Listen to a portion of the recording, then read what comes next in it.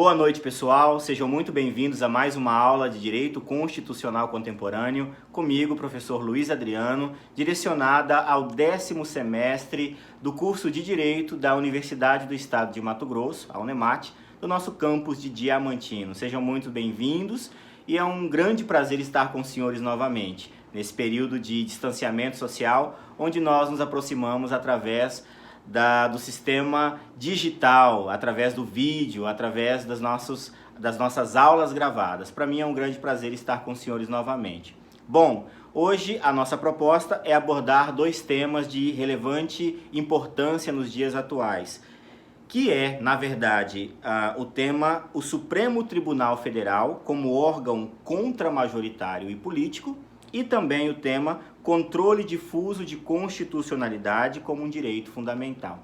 Vamos iniciar então a nossa discussão, a nossa breve discussão acerca do Supremo Tribunal Federal como órgão contramajoritário e político.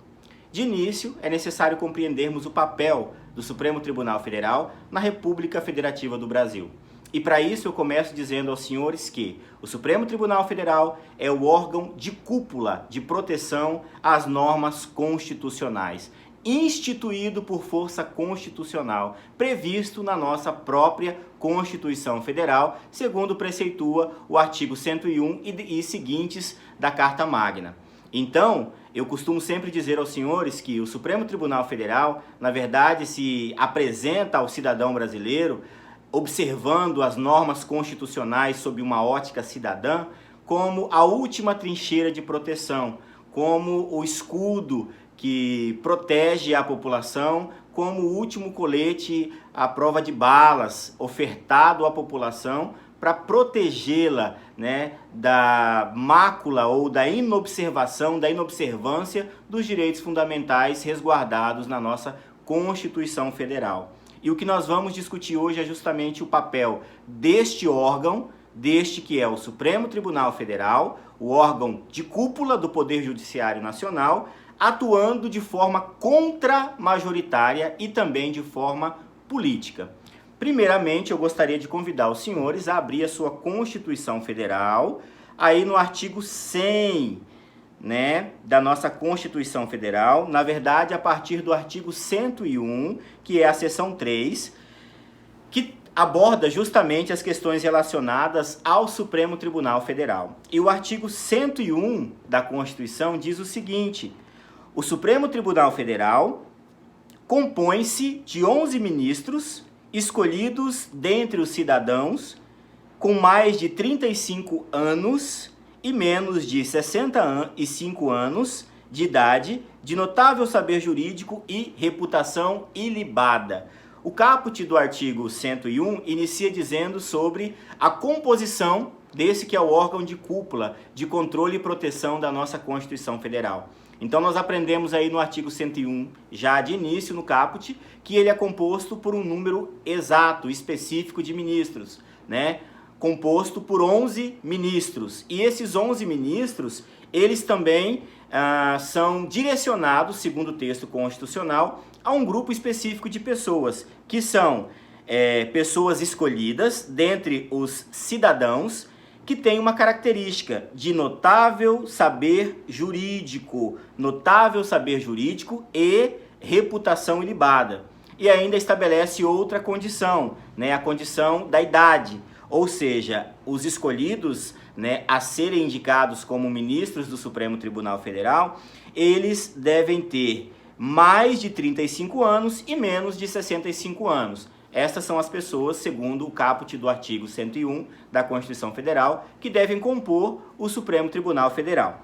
Ademais, o parágrafo único da Constituição diz ainda que os ministros do Supremo Tribunal Federal serão nomeados pelo Presidente da República e depois de aprovada a escolha pela maioria absoluta do Senado Federal. E aí nós vemos então quanto à composição e quanto à forma de escolha, de eleição, de aprovação desses 11 cidadãos de notável saber jurídico que comporão a Corte Máxima do Brasil. Segundo o parágrafo único da nossa Constituição Federal, no artigo 101, esses indicados a ministros do Supremo Tribunal Federal serão nomeados pelo presidente da República, depois que eles forem aprovados pelo Senado Federal, depois que essa escolha for aprovada pelo Senado Federal. Veja bem, o texto constitucional, ele indica que o presidente da República nomeará esses ministros do Supremo Tribunal Federal, depois que a escolha for aprovada pelo Senado. Mas e aí, quem é que escolhe os ministros do Supremo Tribunal Federal? A doutrina questiona essa lacuna presente aí no parágrafo único do artigo 101, porque ele não diz que o presidente da República deve escolher os ministros ou pretensos ministros ao Supremo Tribunal Federal. Diz apenas que o presidente da República nomeará depois de aprovada a escolha. Então ele não diz que o presidente da República escolherá. No Brasil nós temos uma tradição, né, e eu deixo aos senhores no sistema SIGA disponível a história dos ministros do Supremo Tribunal Federal desde o início e todas as suas indicações, segundo o mandato de cada presidente, né? Então nós temos na história do Supremo Tribunal Federal no país uma tradição de que o presidente da República indique esses pretensos ministros, os quais serão sabatinados pelo Senado Federal, e depois de aprovada a escolha, aí então o presidente nomeia. Mas eu levanto aos senhores o seguinte questionamento: poderia então o Senado Federal indicar um pretenso ministro? Poderia então algum senador indicar um pretenso ministro ao Supremo Tribunal Federal? Ou, ainda mais, poderia algum senador ou o próprio Senado Federal, na contramão da presidência da República, indicar um concorrente ao que foi indicado pelo Poder Executivo? Por exemplo, poderia o presidente da República indicar um pretenso ministro e também o Senado indicar outro, e os dois serem sabatinados? Esses são alguns questionamentos que a doutrina sustenta, que a doutrina levanta. E do meu ponto de vista pessoal, como jurista, sim, é possível sim, pois a própria Constituição Federal, ela não resguarda, ela não limita, ela não reveste o chefe do Poder Executivo do poder de indicar, mas apenas de nomear, né? Apenas de nomear depois de aprovada a indicação. Então esse é também mais um questionamento. E nós entendemos o porquê dessa análise do Supremo Tribunal Federal como órgão de controle contra-majoritário e político, porque nós vemos a origem, então, segundo a tradição da escolha dos nossos ministros do Supremo Tribunal Federal, nós vemos a origem residindo justamente no sistema político, pois, pela nossa tradição, quem escolhe os ministros, quem indica e depois nomeia é a presidência da República, ou seja, o Poder Executivo, obviamente interligado à política nacional. Mas, deixando de lado essa discussão sobre a quem compete a indicação, porque esse também é um questionamento a ser analisado de forma mais aprofundada, de forma mais refinada, vamos então analisar o cerne da questão que eu proponho aos senhores hoje, que é o Supremo como órgão contra-majoritário político. O Supremo Tribunal Federal, né, segundo o artigo 101, vai ser composto dos ministros indicados e aprovados pelo Senado Federal, depois nomeados pelo presidente da República. Mas o artigo 102, ele demonstra, ele revela qual é o papel do Supremo Tribunal Federal no nosso Estado Democrático de Direito, na nossa República Federativa do Brasil. E o caput do artigo 102 indica, né, qual é esse papel. Diz assim: compete ao Supremo Tribunal Federal precipuamente a guarda da Constituição, cabendo-lhe. E aí ele elenca, né, quais são as ações que cabem ao Supremo Tribunal Federal no desempenho desse papel primário, que é a guarda da Constituição Federal. Então, a nossa Constituição, ela indica no artigo 102, no seu caput, qual é o papel primário, qual é o papel inicial, né, o papel fundamental para o qual a Constituição indica o Supremo Tribunal Federal, que é basicamente a guarda da Constituição. Porém, eu não falo em guarda num sentido estrito, eu não falo em guarda num sentido pejorativo, mas a guarda no sentido da defesa, no sentido da observação, do respaldo, do respeito, do fazer cumprir a norma, da busca pela vontade, da busca pela origem da norma e pela razão primária para a qual aquela norma foi criada. Ou seja, na busca do efetivo cumprimento da norma. O Supremo Tribunal Federal atua, então, segundo força da nossa Constituição Federal, na guarda, na busca, na defesa, na observação dos preceitos constitucionais, das normas constitucionais. Entendendo, então, essa questão, né, da função designada ao Supremo Tribunal Federal, segundo o que preceitua o artigo 102, e aí se nós continuarmos analisando os seus incisos, nós vamos ver que esses instrumentos utilizados são diversos, né, sob cunho de controle de constitucionalidade, através das ações, ação ADO, ADI, ADIM, ADPF, enfim, muitas que nós veremos no futuro, e também sob aspecto criminal, sob aspecto administrativo, enfim. Analisando todos os incisos, a gente pode verificar quais são os instrumentos outorgados ao Supremo para que ele desempenhe essa função primária, que é a guarda da Constituição Federal.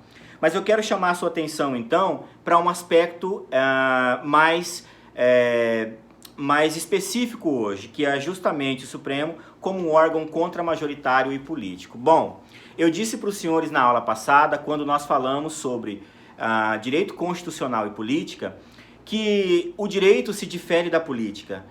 Apesar de serem praticamente produtos que devem andar de forma harmônica e vinculada, né? Eles devem andar juntos, caminharem na mesma direção de forma harmônica, porém autônoma, né? Sem nenhuma vinculação um ao outro, sem nenhuma vinculação de subordinação um ao outro. Mas eu disse aos senhores que o direito, ele é fruto da razão, ele reside justamente no pensamento humano vinculado à razão, à norma, ao Estado democrático de direito, à proteção, né, da norma, do cumprimento das defesas dos direitos que nós necessitamos para vivermos em sociedade.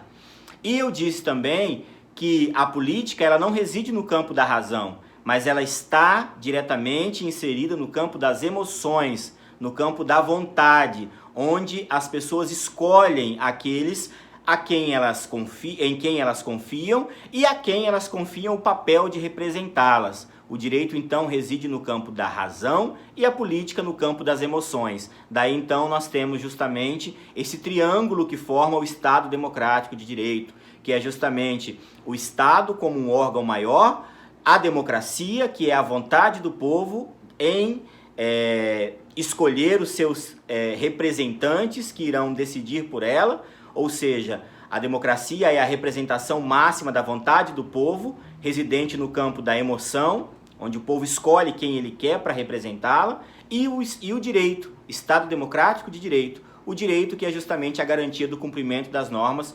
principalmente das normas de caráter fundamental. Então, quando eu penso em Supremo Tribunal Federal como órgão contramajoritário e político, eu estou dizendo o seguinte: no desempenho das funções que nós vimos ali no artigo 102, que estão previstas nos incisos elencados no artigo 102, que resumem-se basicamente na guarda da Constituição, no desempenho dessa guarda, muitas vezes o Supremo Tribunal Federal vai agir em desencontro com a vontade da maioria, ou seja, o Supremo Tribunal Federal pode agir em desencontro com a vontade do povo, indo contra, ou seja, decidindo de forma contrária a uma norma que foi criada, né, que foi desenvolvida pelos representantes do povo. Quando a Casa Legislativa cria, edita, aprova uma norma, aquela casa está dizendo, através do povo, né, representado por sua maioria, que aquela é a vontade do povo, ou seja, esta norma tem o batismo da vontade do povo. O povo outorgou os deputados para que eles criassem essa lei. O povo outorgou aos vereadores o poder de legislar para que eles criassem essa lei. Então o povo, né, entre aspas aí, foi quem basicamente criou aquela lei. Porém, no exercício da defesa e do controle da nossa Constituição, né, da proteção da nossa Constituição, existem instrumentos que são utilizados, que nós veremos adiante. E esses instrumentos se destacam justamente pelo controle de constitucionalidade. E esse controle é justamente trazer para a luz da Constituição essa norma. Nós vimos na primeira aula as questões relacionadas à constitucionalização do direito, que é justamente colocar sob o foco da nossa Constituição a análise da norma, né? Verificar se essa norma é ou não constitucional, se ela obedece ou não os preceitos constitucionais. Então, quando o Supremo Tribunal Federal exerce controle de constitucionalidade, ele, quando entende que essa norma é inconstitucional e decreta, né, a inconstitucionalidade da norma, tornando ela, portanto, aí, inválida, né, inutilizável, ele está, então, decidindo de forma contrária ao que foi criado pela Casa Legislativa. Ou seja, ele está agindo de forma contra-majoritária. Quando é feito um controle de constitucionalidade, né, e o entendimento final é que essa norma é inconstitucional por alguma falha, né, passando pelas casas revisoras, no processo de criação da norma, muitas vezes acontece, e aí o Supremo Tribunal Federal, ou até mesmo, a gente vai ver já já, um juízo de piso exerce controle de constitucionalidade. Nesse sentido, quando ele decide contrário àquela norma, ele está agindo então de forma contra-majoritária. Então nós desenvolvemos esse raciocínio acerca do papel contra-majoritário, porque o que nós temos visto de forma crescente, cada vez mais, e principalmente nos últimos anos aí, é cada vez mais decisões de forma contra-majoritária. Decisões que invalidam normas criadas pelas casas que têm a competência natural, né, para o desempenho dessa função. O papel primário do Poder Legislativo é legislar. E quando o Supremo Tribunal Federal invalida uma norma, de certa forma ele também legisla. E ele age de forma contra-majoritária. E por que eu disse que ele também age muitas vezes de forma política?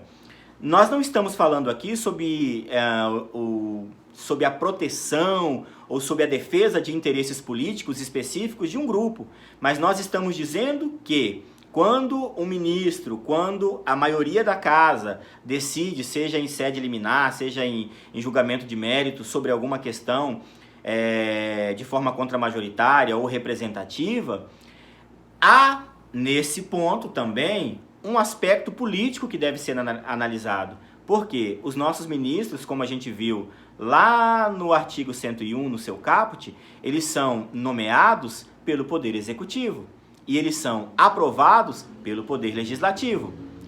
Ou seja, o Poder Judiciário, o órgão de cúpula do Poder Judiciário, possui os seus ministros que são indicados pela nossa prática costumeira e não pela norma, são indicados pelo chefe do Executivo e são sabatinados pelo Poder Legislativo. E aí na aula passada nós falamos sobre o Supremo Tribunal Federal e nós falamos sobre o papel da política, né, e do direito constitucional. E aí nós podemos ver então esse sistema de pesos e contrapesos. Nós podemos ver desde os primeiros conceitos presentes nas obras de Platão, né, na obra de Platão, a política dividida em várias obras, e passando por John Locke na Inglaterra, passando por Montesquieu na França, nesse entendimento que nós temos de sistema tripartite dos poderes, poder executivo, poder legislativo e poder judiciário, onde um atua todos de forma harmônica e independente, atuando como um sistema de peso e contrapeso. Então nós temos que a maioria do povo escolhe o representante do poder executivo, a maioria do povo escolhe o seu poder legislativo, e o poder legislativo, junto com o poder executivo, escolhe o órgão de cúpula, quem compõe o órgão de cúpula do poder judiciário. E aí nós temos então um papel muitas vezes contramajoritário desse Poder Judiciário através do Supremo Tribunal Federal e ainda representativo sob um cunho político, porque, na verdade, todos os nossos ministros foram indicados por presidentes da República, sabatinados por senadores, pelo Senado Federal e nomeados pelo presidente da República. Então eu deixo para os senhores essa reflexão.